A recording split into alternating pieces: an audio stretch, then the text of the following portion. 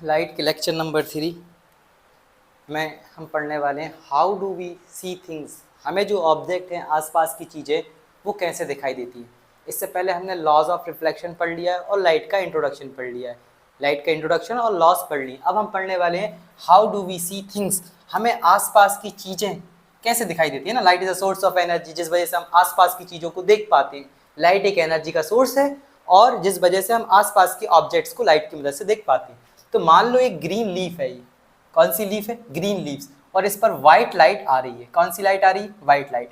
White light में अब सारे कलर होंगे विवग्योर, है ना। ब्लू होगा, इंडिगो होगा, ब्लू होगा, ग्रीन होगा, ऑरेंज होगा, येलो होगा और रेड होगा। ये सारे के सारे कलर इस ग्रीन लीफ पर पड़ रहे हैं। हरी पत्ती पर ये सारे के सारे कलर पड़ रहे हैं। लेकिन हमें पत्ती हरी क्यों दिखाई दे रही है? क्योंकि ये ग्रीन लीफ ने इन सारे कलर को एब्जर्व कर लिया और रिफ्लेक्ट कौन सा कलर कर दिया? रिफ्लेक्ट कौन सा कलर कर दिया? ग्रीन। तो जो रिफ्लेक्ट कलर करेगी वही कलर हमारी आंखों में पड़ेगा, है ना। तो लाइट जब आ रही थी यहाँ पे, व्हाइट लाइट इस पत्ती पर पड़ रही थी, तो ये ग्रीन लीफ जो थी ना, इन सारे कलर को एब्जर्व कर रही थी। सिर्फ कौन से कलर को रिफ्लेक्ट कर रही थी? ग्रीन कलर को। तो यहाँ भी जो भी ऑब्जर्वर होगा उसको कौन सा कलर दिखाई देगा? ग्रीन। जैसे मैं ये रेड कलर की टी शर्ट पहने हुआ हूं, तो मेरे ऊपर लाइट जब पड़ रही होगी तो यही कौन सा कलर रिफ्लेक्ट कर रही होगी? Red colour. बाकी सारे कलर ये टी शर्ट एब्जर्व कर रही होगी, है ना। लाल कलर रिफ्लेक्ट कर रही होगी, बाकी के सारे कलर एब्जर्व कर रही होगी। तो जो कलर आपको दिखाई देता है, ऑब्जेक्ट उस कलर को रिफ्लेक्ट कर रहा होता है, बाकी कलर को वो एब्जर्व कर लेता है ना। रिफ्लेक्ट कर रहा होता है, बाकी कलर को एब्जर्व कर लेता है। तो देखो ग्रीन लीफ में क्या है? ऑल कलर एब्जर्व, सारे कलर को एब्जर्व कर लिया, ओनली ग्रीन कलर रिफ्लेक्ट। किस कलर को रिफ्लेक्ट किया? ओनली ग्रीन कलर को, है ना। रिफ्लेक्शन होने के लिए object should B, second point में क्या लिखा है? Object should be large. Object को बड़ा होना पड़ेगा टू रिफ्लेक्ट लाइट। ऐसा नहीं बहुत छोटा ऑब्जेक्ट हो वो लाइट को रिफ्लेक्ट ही ना कर पाए। मैं ऑब्जेक्ट चिल्ला रहा हूँ। ऑब्जेक्ट का मतलब क्या होता है? ऑब्जेक्ट लगाऊं। फिजिक्स में किसी भी चीज को ऑब्जेक्ट ही कहते हैं, है ना। वहाँ इंसान भी एक ऑब्जेक्ट होता है, पत्थर एक स्टोन भी ऑब्जेक्ट होता है, कार भी उसके लिए ऑब्जेक्ट हो सकती है, प्लांट भी उसके लिए क्या हो सकते हैं? ऑब्जेक्ट। तो फिजिक्स में ये नहीं होता है लिविंग नॉन लिविंग, फिजिक्स में ऑब्जेक्ट की बात चलती है। तो रिफ्लेक्शन होने के लिए ऑब्जेक्ट को बड़ा होना चाहिए, है ना। Object should be large to reflect light, है ना। जो हवा है, एयर है और जो ऑक्सीजन है, वो लाइट को रिफ्लेक्ट नहीं कर सकती, है ना। इनके पार्टिकल्स बहुत छोटे होंगे, तो लाइट को ये एयर और ऑक्सीजन रिफ्लेक्ट नहीं कर सकती। याद रखने वाली बात है। ऑब्जेक्टिव में पूछ सकते हैं कि कौन लाइट को रिफ्लेक्ट नहीं कर पा सकता, तो एयर और oxygen not reflect light. Air और ऑक्सीजन लाइट को रिफ्लेक्ट नहीं करती, है ना। एक बार और समझो कैसे हम समझ सकते हैं कि ऑब्जेक्ट हमें कैसे दिखाई देते हैं। तो एक ग्रीन लीफ मैंने यहाँ बनाई है, इस ग्रीन लीफ पर व्हाइट लाइट आ रही है। कौन सी लाइट आ रही है? व्हाइट लाइट आ रही है। जब व्हाइट लाइट आ रही है तो सारे कलर इस पत्ती ने तो एब्जर्व कर लिए और ग्रीन कलर को रिफ्लेक्ट कर दिया। जैसे मेरे ऊपर पूरी लाइट आ रही होगी, मैं कौन सा, मेरी ये टी शर्ट कौन सा कलर रिफ्लेक्ट कर रही होगी? रेड कलर रिफ्लेक्ट हो रहा होगा, बाकी सारे कलर एब्जर्व हो रहे होंगे। ऑब्जेक्ट को बड़ा होना पड़ेगा रिफ्लेक्शन शो करने के लिए, और एयर और oxygen not reflect light. Air और ऑक्सीजन लाइट को रिफ्लेक्ट नहीं कर सकती। नेक्स्ट टॉपिक है हमारा इमेज, है ना। इमेज क्या होती है और इमेज बनती कैसे? कितने तरह की इमेज होती है? तो जो वर्ड है ना इमेज, जो वर्ड है इमेज, वो किससे एसोसिएटेड है? रिफ्लेक्टेड रे से। एक बात याद रखना, इंसिडेंट आती है, रिफ्लेक्टेड जाती है। ये IR है, ये RR है। हमें इमेज के लिए कौन सी रेस की आवश्यकता है? हमें रिफ्लेक्टेड रे चाहिए, या रिफ्रैक्शन हो रहा होगा तो रिफ्रैक्टेड रे। इंसिडेंट रे का कोई काम नहीं है इमेज बनाने में, इंसिडेंट रे तो आएगी। तो जो वर्ड है इमेज, वो किससे जुड़ा हुआ है? रिफ्लेक्टेड रे से। कौन सी रे से? रिफ्लेक्टेड रे से। हमें इमेज बनाने के लिए कौन सी रे चाहिए? Reflected ray. कौन सी रे? Reflected ray. इंसिडेंट आती है, टकरा के जो जाती है उसको बोलते हैं हम रिफ्लेक्टेड रे। तो हमें कौन सी रेस चाहिए इमेज बनाने के लिए? Reflected ray. और कितनी चाहिए? कम से कम, ज्यादा तो कितनी भी हो सकती है, कम से कम कितनी चाहिए? मिनिमम 2 रेस चाहिए। कितनी रेस चाहिए? 2 rays required to form image. कम से कम हमें 2 रेस चाहिए इमेज बनाने के लिए। Minimum 2 rays required to form image.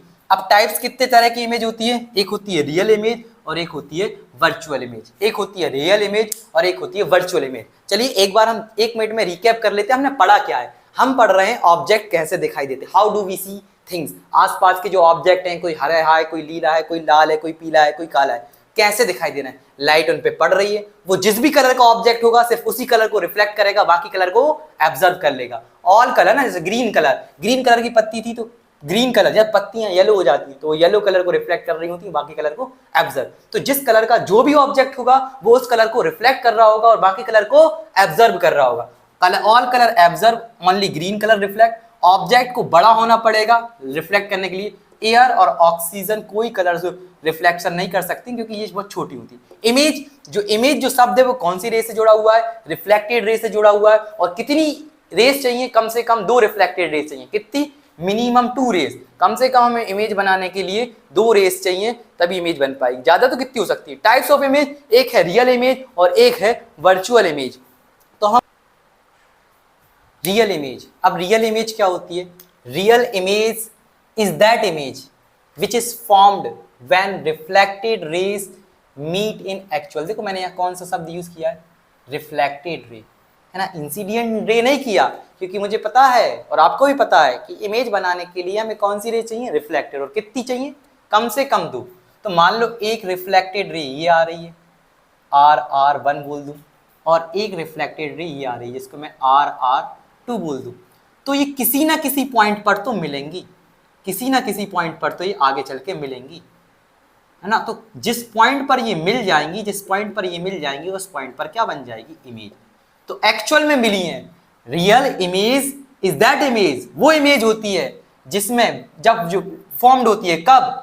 जब रिफ्लेक्टेड रे मीट करती है एक्चुअली में, मतलब रियल में मिलती है किसी एक सर्टेन पॉइंट पर, और जिस पॉइंट पर ये मिल जाएंगी उस पॉइंट पर क्या बन जाएगी? इमेज। हमेशा कैसी होगी? इन्वर्टेड। वहां हो सकते हैं कुछ और केस 12th क्लास में, लेकिन 10th क्लास में तो हमेशा आपको रियल के साथ इन्वर्टेड ही जुड़ा है।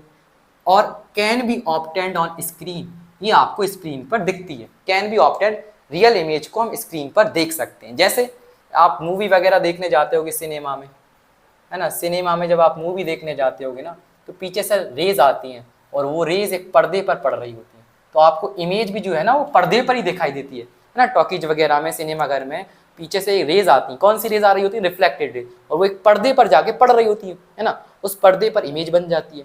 तो इसको हम स्क्रीन पर ऑब्टेंड कर सकते हैं। इन्वर्टेड है और बनती कब है? जब 2 रेज एक्चुअल में मीट कर जाए किसी एक पॉइंट पर। Virtual image is that image which is formed, कब फॉर्म्ड होती है?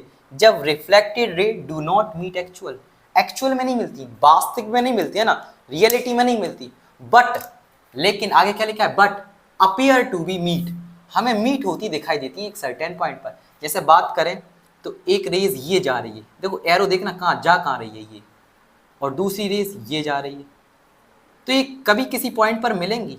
नहीं मिलने वाली। एक इधर जाएगी और एक इधर जाएगी, है ना, एक ईस्ट को भग रही तो एक वेस्ट को भग रही है, कभी नहीं मिलने वाली। इमेज जरा ढंग से सीख लेना, नहीं तो आपकी इमेज खराब हो जाएगी, है ना। इमेज बनाना सीख लेना जरा तरीके से। कैसे? एक रेज यहाँ जा रही है, एक रेज यहाँ जा रही है, तो ये रियल वर्ल्ड में, यहाँ रियल वर्ल्ड में तो कभी नहीं मिलने वाली, तो हम इनको पीछे की तरफ मूव कर लेंगे ना। ये आगे तो कभी नहीं मिलने वाली, तो हम इनको पीछे की तरफ मूव कर लेंगे, पीछे की तरफ थोड़ी सी ड्रॉ कर लेंगे। और अपीयर टू मीट, ये जो लाइन बनाई है ना, ये मैंने अपीयर करी, अपीयर मतलब मैंने खुद से ड्रॉ करी है, अपीयर।